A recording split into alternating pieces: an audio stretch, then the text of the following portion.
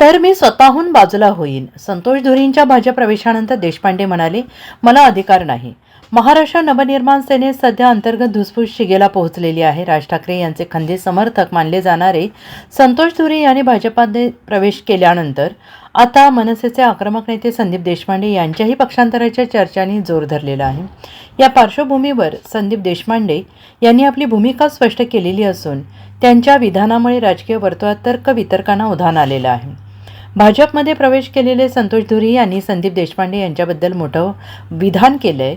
ते म्हणाले की वांद्रे येथील बंगल्यावरून अशा सूचना होत्या की संतोष धुरी आणि संदीप देशपांडे कुठेही दिसता कामा नये. ज्यांच्यामुळे पक्ष फुटला त्यांनाच राजसाहेबांनी जवळ केले हे पाहून वाईट वाटले. धुरी यांनी पुढे असंही म्हटले की त्यांनी संदीप देशपांडेंना सोबत येण्याची गळ घातली, परंतु त्यावर देशपांडे यांनी तू तुझा विचार कर, मी सध्या येत नाही असं उत्तर दिले. त्यानंतर संदीप देशपांडे मनसेला जय महाराष्ट्र करणार अशी चर्चा सुरू झाली. मात्र संदीप देशपांडे यांनी महाराष्ट्र टाइम्सला दिलेल्या मुलाखतीत अजून तरी माझ्यावर अशी वेळ आलेली नाही असं म्हटलंय. बंडखोरी आणि संतोष धुरी यांच्या प्रकरणावरून पक्षातील वरिष्ठांसोबत चर्चा झाली का, असा सवाल संदीप देशपांडे यांना विचारण्यात आला. यावर संदीप देशपांडे यांनी आपली भूमिका स्पष्ट करत मला सगळंच येतं या विचाराचा मी नसल्याचं त्यांनी म्हटलेलं आहे. माध्यमांनी, समाज माध्यमांवर अनेक चर्चा होत्या की संदीप देशपांडेंनी मनसे पक्ष सोडला. काहींनी तर अगदी अतिरंजित बातम्या दिल्या की संदीप देशपांडेंचा भाजपमध्ये प्रवेश सुद्धा झाला, अशाही काही बातम्या मी बघितल्या. मला असं वाटतं की या सगळ्या गोष्टींना पूर्णविराम देणं आवश्यक होतं.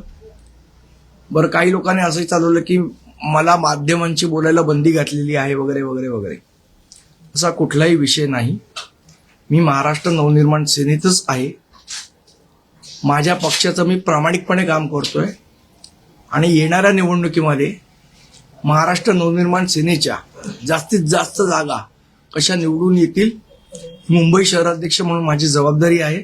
त्याप्रमाणे मी पूर्णपणे काम करतोय. त्यामुळे माझी आपल्या सगळ्यांना हात जोडून नम्र विनंती आहे की अशा कुठल्याही अफवा आपण पसरू नये, ही माझी आपल्याला हात जोडून विनंती आहे. तुमचे मित्र संतोष धुरी यांनी मनसेमध्ये गट कारस्थानी आहेत, थेट तुमच्या नेत्यांचं नाव घेतलंय.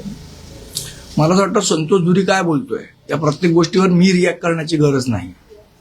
त्याचा एक दृष्टिकोन असू शकतो. प्रत्येक माणसाचा एक दृष्टिकोन असतो. आता इथे एवढे सगळेजण आहेत, प्रत्येकाचा एकच कॉमन दृष्टिकोन असेल असं नाही.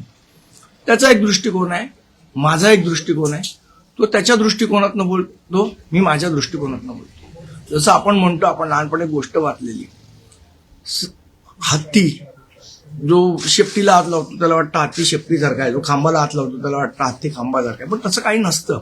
हा प्रत्येकाच्या दृष्टिकोनाचा भाग असतो. त्याचा दृष्टिकोन चुकीचा आहे का बरोबर आहे या चर्चेत मला जायचं नाही. ही चर्चा मी करणार नाही. त्याचा निर्णय त्यांनी घेतला, त्याचा निर्णय चुकीचा आहे का बरोबर आहे हे येणारा काळ ठरवेल.